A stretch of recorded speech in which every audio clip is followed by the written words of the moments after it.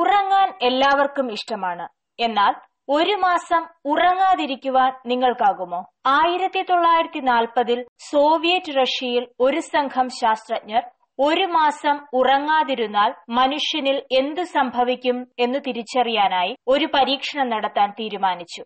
അതിക്രൂരമായിരുന്നു ഈ പരീക്ഷണം. അതിനായി അവർ 5 ജയിൽ പുള്ളികളെ തിരഞ്ഞെടുത്തു. ഈ തിരഞ്ഞെടുപ്പിനു മുൻപ് പരീക്ഷണത്തിന് തയ്യാറാവുന്നവരെ ഒരു മാസം കഴിഞ്ഞാൽ വിട്ടയക്കുമെന്ന് വാഗ്ദാനം ചെയ്തിരുന്നു.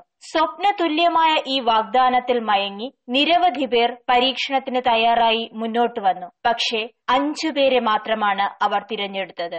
ഈ പരീക്ഷണത്തിന് പൂർണ്ണ പിന്തുണ നൽകി സർക്കാരും ശാസ്ത്രജ്ഞരോടൊപ്പമുണ്ടായിരുന്നു. ഈ 5 പേർക്ക് ഒരു മാസത്തേക്ക് ആവശ്യമായ ആഹാരം, വസ്ത്രം, ജലം, പുസ്തകങ്ങൾ, കിടക്കകൾ തുടങ്ങിയവയെല്ലാം പരീക്ഷണമുറിയിൽ എത്തിച്ചു. ഈ 5 പേരെയും മുറിക്കുള്ളിൽ ആക്കിയ ശേഷം മുറി തുറക്കാനാകാത്ത വിധം പുറത്തുനിന്നും പൂട്ടി. ഇവരുമായി ആശയവിനിമയം നടത്തുന്നതിനായി മുറിയിൽ ഇന്റർക്യാം, മൈക്രോഫോൺ എന്നിവ സ്ഥാപിച്ചിരുന്നു. പിന്നീട് ഉറക്കത്തിലേക്ക് നയിക്കുന്ന കോശങ്ങളുടെ പ്രവർത്തനത്തെ തടയാൻ ശേഷിയുള്ള ഒരു വാതകം ഇവരുടെ മുറിയിലേക്ക് കുറേശ്ശെയായി കടത്തിവിട്ടുകൊണ്ടിരുന്നു. ആദ്യ 4 ദിവസങ്ങളിൽ അസാധാരണമായി ഒന്നും നടന്നില്ല.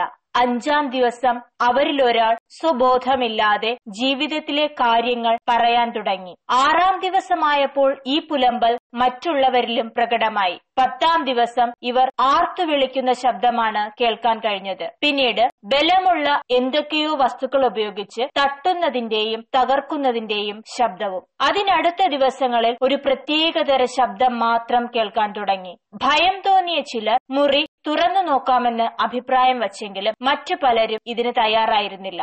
അതിനുശേഷം 2 ആഴ്ച മുറിയിൽ നിന്ന് ശബ്ദമൊന്നും വന്നില്ല. പന്തികേട് തോന്നിയ ശാസ്ത്രസംഘം വാതകം കടത്തിവിടുന്നത് അവസാനിപ്പിച്ച് മുറി തുറന്നു നോക്കി. മുറിയിലെ കാഴ്ച കണ്ട് അവർ ഞെട്ടിപ്പോയി. തറയിൽ ഒരാൾ മരിച്ചു കിടക്കുന്നു.